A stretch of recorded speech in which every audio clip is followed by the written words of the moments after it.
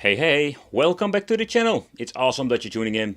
So in the last, I think, 2 years, I've been reviewing all kinds of portable devices, Wii, GameCube, but also PlayStation 2. In this video, we are going to take a close look at the brand new model of the PlayStation 2 Portable. The question remains, is this thing any good? Because you do pay around like €500 and more for it. Absolutely nuts.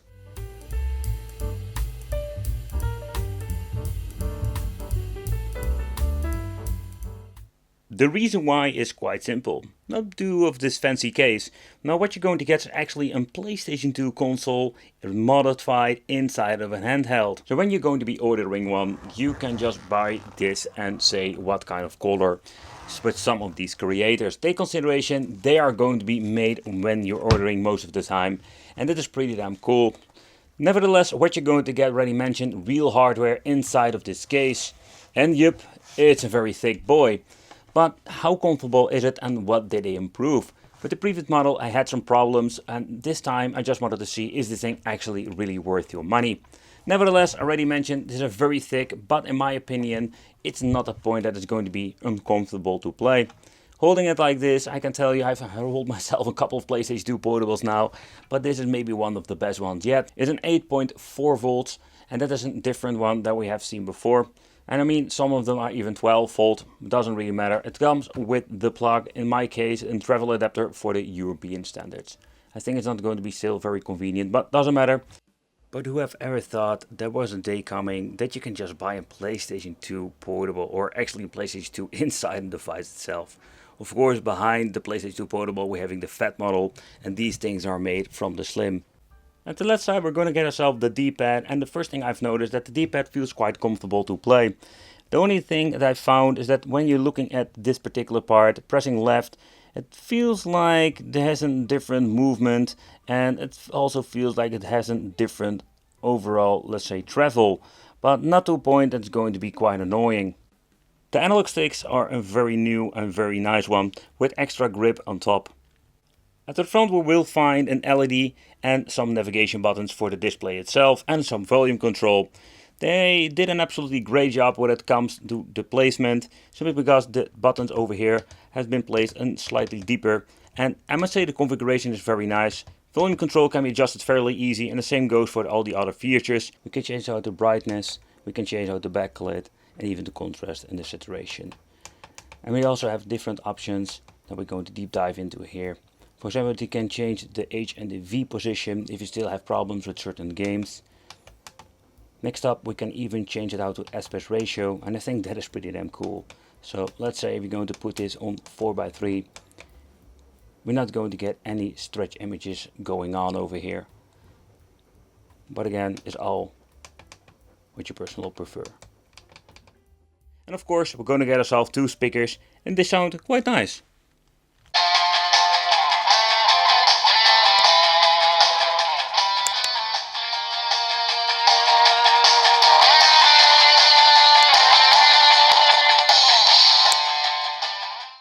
So when it comes to the audio quality, this thing goes really loud. With previous models had a lot of issues with, let's say, being completely messed up, getting into the 40-50% of the volume. But this thing, it's absolutely crazy. The only downside is the mids, especially the high. Oh man, oh, it's hurting my ears. Oh man. At the front we're going to get ourselves an LED I already mentioned before, and this will indicate how the battery life is.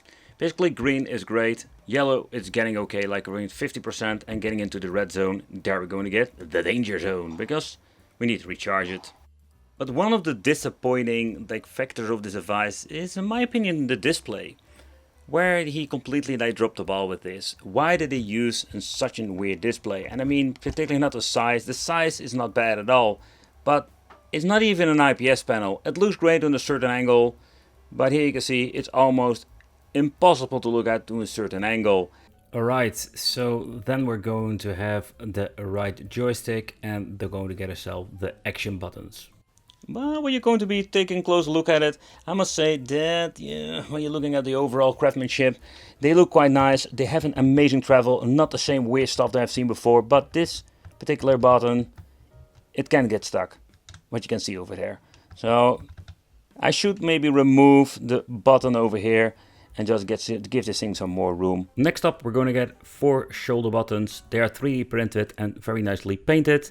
Then we're going to get ourselves the microSD connection, where we can basically put in ourselves the SD card. Already has been one entered in the system itself. And then we're going to get ourselves also the USB connection that we have seen before with the previous models.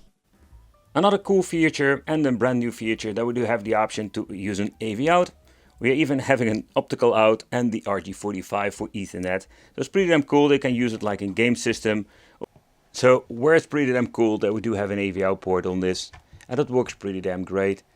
If you're going to plug it in, you can just actually play your PlayStation 2 Portable on your television. Where it is a very cool feature, you're not going to pay $500 freaking dollars plus for a device like this to play on your television. You can just grab yourself a PlayStation 2 for a couple of dollars and play it like that. I needed to reload. Over here they put a label or tape over the power supply. I'm very glad that they implemented the 8.4 volts over here, so I know actually what kind of power supply. I do have also the 12 volt versions. And here we're going to get the on off switch. When sliding it to the left, it will automatically turn on. But you can see nothing works, nothing does anything besides the display goes on. Pressing the button over here, it will boot up the system. But how loud is the fan in the inside? I can tell you, this is one of the best fans or silent fans I have seen in these PlayStation 2 portables. I will give you an up close with the microphone.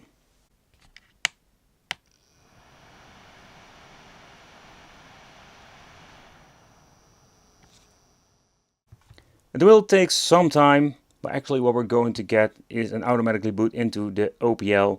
And from that point on we can start playing. We can add the games fairly easy to our SD card. And if you also want to, you can do this with the USB drive. And in this case, we can just actually play all of the games. You didn't add any folders or anything else. A little bit of a bummer, but we can actually play some games. But before we're going to play, let's remove the screen protector. I'm always keeping these things on. And I'm always going to get a lot of complaints in my comment section. So let's remove it. So one of the features we can do is getting the 480p testing. And we do have like the best graphics what you can get out of an original system at this point. It is not really aligned over here. We do have a left black bar. That's a little bit of a bummer, to be nitpicky about it. Can we actually save? Yep, we can. For example, now we have created a save file on the memory card. There's only one memory card slot.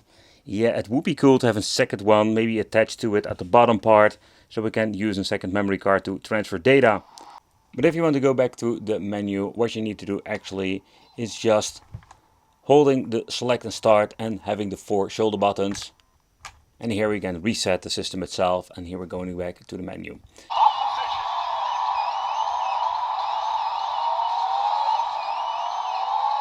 I must say that I've played on a lot of these PlayStation 2 big boys, but oh man, it's going to be a big challenge. You need to have quite huge hands for this thing. Alright, the analog stick plays very well. Even the D-pad has a slight weird thing going on, pressing the left. No problem whatsoever. And I'm also happy that the function buttons have no weird stuff when it comes to the pressure that I needed to have with the previous one. And I mean, the pressure sensitive stuff that we have at the original controller, so far I know it's not working on this particular device. But with my previous one I had issue that I needed to press it very hard. And that is not what's happening now. So next up, let's try a little bit of Tekken Tag, and I must say that it runs pretty great.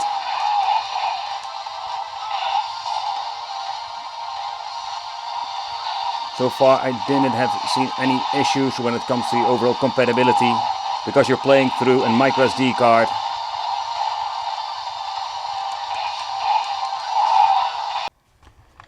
But if you love to enjoy yourself, just some old school games, Black or another shooter,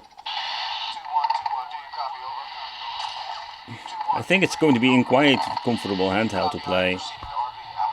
simply because the form factor is just big enough to hold it, to actually use it. Let's see if I can reload. Everything seems to be working just fine.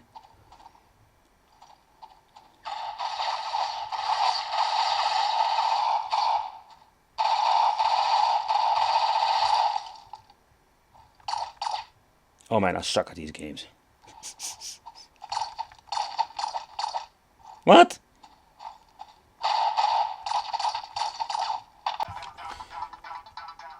But when it comes to the certain games, take consideration is that we do have a compatibility list. But so far, I tested a couple of games now and seems to be working just fine. Oh, like the old school days. You get hit, you're dead.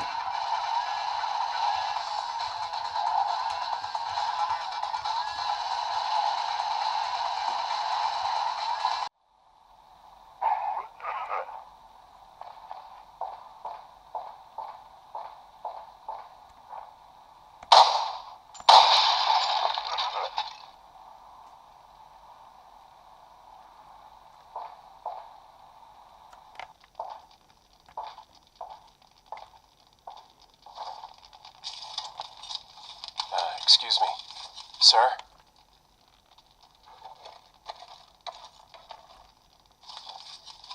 Hey, listen up. We got a regiment of mechanized SS dug in across that river. Division wants control of those crossroads, so it's Fox's job to clear that bridge for our army. Can't we get some air support, sir? Sure make this a hell of a lot easier. Look out! Stukas! There's no...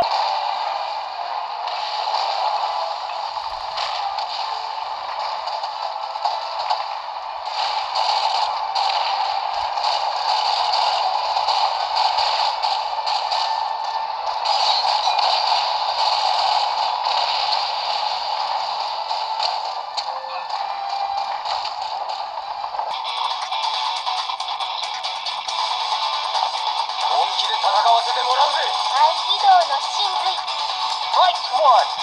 Ready? Go!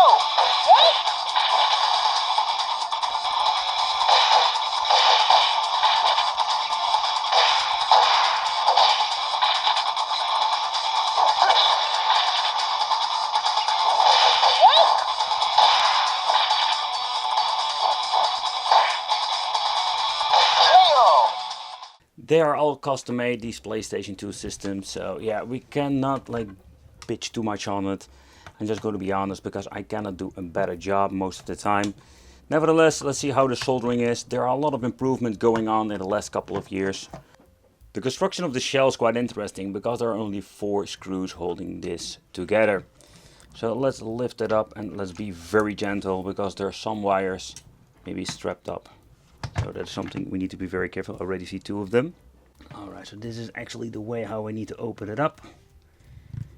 And the first impression, I can tell you that this thing has been made fairly nice. So this is actually the shoulder button that he nicely painted. But let's take a close look at the main board and how everything has been assembled. Because I can tell you, I've seen a lot of shenanigans, but this isn't that bad. So first of all, they are using the special foil over this here, and this looks nice. The tiny fan already let you hear it. This is not loud at all, and I think it's one of the silent fans I've ever seen of the PlayStation 2 Portables. Memory card is basically laying just loose on here, so that is a little bit of a bummer. Maybe I can use some poster clay to get it in a fixed position. Next up, we're going to get a main board here at the sides. Also here we do have some room. And you will hear that when you're actually like putting it on your desk. So the construction itself has been done very nicely. You can see they have special boards nowadays. They can just need to do. Let's put it this way: in the first generation, we had a lot of, let's say, soldering and shenanigans going on, but now everything has been made so much better with special PCB boards. Then the soldering skills of this guy is absolutely amazing. For example, when you're looking at the memory card over here, maybe there is some residue over here, but in the overall, when you're looking at it, it's not bad at all. Do you know what would be an improvement if this would be like modular? So you can just basically click the memory card out. How cool would that be? So the reason I cannot lift it up is because this cable is holding everything together. It's maybe a little bit of a cable nightmare, but the overall quality of everything looks quite nice. So one of the things I find very interesting that it is just a modular system nowadays. You can see like there's a ribbon cable going over here for the D-pad, but also at the left here over for just the action buttons, two for the analog stick. So if there's something going wrong, you need to replace a joystick, you can just do this fairly easy. And I think that's a very convenient thing. Always need to be very careful with these things when it comes to the disassembly. Over here, I was first thinking this was just floating around, but nope. So seeing this evolution of PlayStation 2 Portables is very interesting. And yeah, beside having a minor cable management nightmare, beside that it's absolutely done right. Battery compartment over here, still using this piece that is just holding everything together. They should use some, let's say, putty clay you can put in here, but beside that, yeah, absolutely right. Let me know in the comments, what do you think of this? But is it really worth picking up? You do pay a lot of money for it in the end, and you're just going to get yourself a PlayStation 2 Portable with emulation around the corner. I don't know how it's going to be in the future. Of course, this is no emulation, this is a real hardware inside a portable device. When you're looking at it, it's absolutely amazing that somebody can make stuff like this. But again, is it really worth that price point? That is something you need to decide. Let me know in the comments. Thank you all for watching, consider subscribing, hit the little bell, it would be great to see you in the next video.